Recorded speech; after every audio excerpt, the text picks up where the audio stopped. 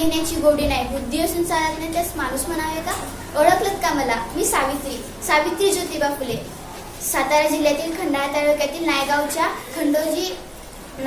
खंडोजी नरसे पाटलांची मी कन्या. अवघ्या 9व्या वर्षी ज्योतिबा फुले या नावाच्या माणसाशी माझे लग्न झालं. आणि लग्न झाल्यावर मला हळूहळू कळालं की ज्या माणसाशी माझं लग्न झाले तो कोणता साधा सुद्धा माणूस नाही, तर एक क्रांतीवीरच आहे. त्या काळी कसं बाईनं उंबराच्या बाहेर पाव ठेवायची पद्धत नव्हती. बाईच्या जातीनं कसं आपण बरं, आपलं घर आणि घरातील माणसं. पण या सर्वावर एकच उपाय होता, ते म्हणजे शिक्षण. शिक्षणाचा हा एकच विचार ज्योतिबांच्या मनात चालला होता. ज्योतिबा शिक्षणाचा प्रसार करत असताना त्यांना फुरान नावाच्या ब्रिटिश मॅडमने म्हणाल्या, मिस्टर फुले, तुम्हाला जर शिक्षणाचा प्रसार करायचा असेल, so first educate the woman, because if a woman educated the whole house will educated. पण तुम्ही लोक वुमनला घराच्या बाहेरच पडू देत नाही. So bad mister Phule. झालं ते आले ते माझ्याकडे पाटी पेन्सिल घेऊनच आणि म्हणाले, सावित्री, आता मी तुला शिकवणार. झालं, सुरू झाला माझा अभ्यास. काना, मात्रा, विलांटी, आकार, उकार, बेग, बेदनी, चार, बेत्रिक्षा आणि हाच ध्यास. 1 जानेवारी 1848 ला पुण्यातील पहिली शाळा भेडेवाडे येथील आम्ही सुरू केली.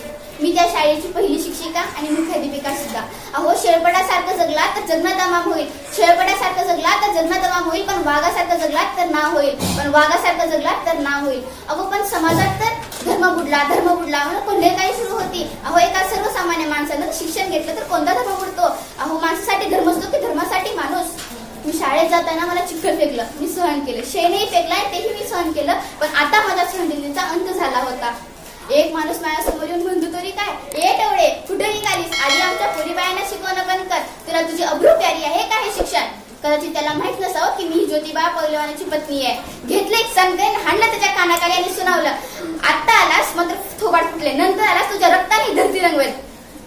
स्त्री कोणत्याही जातीची व धर्माची असो, किंवा धर्माची असो, तिला आत्ताच्या वेळेला बळी पडावं लागतं. अहो, एखाद्या बाईचा जर नवरा वारला तर तिचा काय दोष? तिनं सती जायचं. आणि याविरुद्धच आम्ही काम केलं. इंग्रज सरकार विरुद्ध सतीबंदी प्रकाशन सुरू केलं.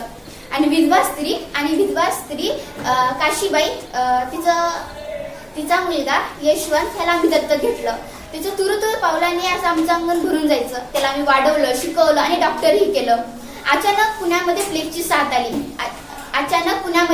साथ आली. काखेला गाठी येऊन लोक असे धडाधड मरू लागले होते.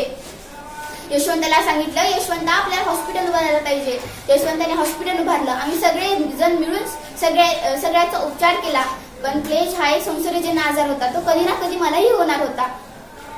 मुळी जगले ते समाजासाठी आणि मरण जर पत्करायला लागलं तर मरणा, तुझं स्वागत आहे.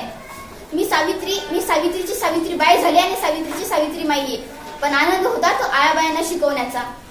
म्हणून म्हणे, विद्येविना मती गेली, मतीविना गती गेली, गतीविना विद्या गेली आणि विद्याविना शुद्ध गेले.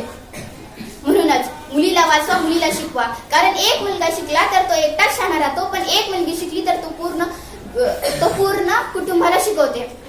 म्हणून मुलीला वाचवा आणि मुलीला शिकवा. धन्यवाद.